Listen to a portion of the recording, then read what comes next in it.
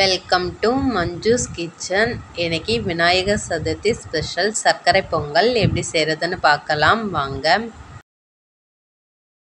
ஒரு பாத்திரத்தில் 1 கப் அளவு பச்சரிசி எடுத்துக்கலாம். இதோட 1/4 கப் அளவு பாசிப்பருப்பு சேர்த்துக்கோங்க. இதை 2-3 வாட்டி தண்ணி ஊற்றி நல்லா அலசி எடுத்துக்கலாம். இப்போ நல்லா அலசி எடுத்தாச்சு. இதோட தண்ணி சேர்த்து ஒரு 30 நிமிஷம் நல்லா ஊற வச்சுக்கலாம். அரிசி பருப்பும் நல்லா ஊறட்டும்.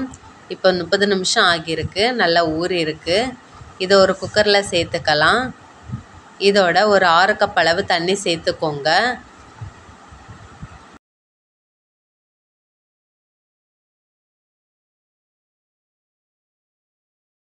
அடுப்பை மீடியம் ஃப்ளேமில் வச்சு ஒரு 5 விசில் வச்சு எடுத்துக்கோங்க.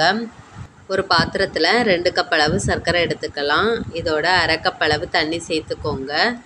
சர்க்கரை நல்லா கரையட்டும். இப்போ நல்லா கொதிச்சிடுச்சு, சர்க்கரை நல்லா கரைஞ்சிருக்கு.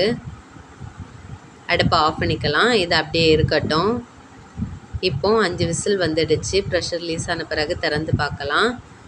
அரிசியும் பருப்பும் நல்லா வெந்திருக்கு. இதை நல்லா மசிச்சு விட்டுக்கலாம். இதோட நம்ம ரெடி பண்ணி வச்சுருக்க சர்க்கரை பாகுவை நல்லா வடிகட்டி சேர்த்துக்கலாம். இதை நல்லா கலந்து விட்டுடலாம். இதை அடுப்பில் வச்சு ஒரு 10 நிமிஷம் நல்லா கொதிக்க விடுங்க. அடிக்கடி கலந்து விட்டுட்டே இருக்கலாம். நல்லா கொதிக்கட்டும். இப்போ நல்லா கொதிச்சிடுச்சு. இதோட 2-3 ஏலக்காயை நல்லா தட்டி சேர்த்துக்கலாம்.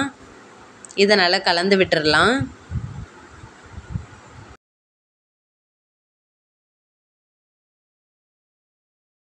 ஒரு பாத்திரத்தில் 1/4 கப் அளவு நெய் சேர்த்துக்கலாம். நெய் நல்லா சூடானதும் கொஞ்சமாக முந்திரி பருப்பு, கொஞ்சமாக உலர் திராட்சை சேர்த்துக்கலாம். இது நல்லா பொரியட்டும். நல்லா வறுத்து எடுத்துக்கலாம்.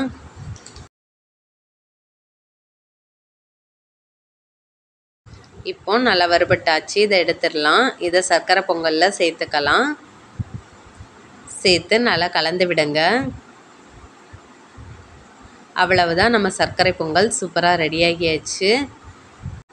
நீங்களும் இந்த விநாயகர் சதுர்த்திக்கு வீட்டில் ட்ரை பண்ணி பாருங்கள். பிடிச்சிருந்தா லைக் பண்ணுங்கள், ஷேர் பண்ணுங்கள், சப்ஸ்கிரைப் பண்ணுங்கள். மறக்காமல் பெல் பட்டனை கிளிக் பண்ணுங்கள். தேங்க்யூ.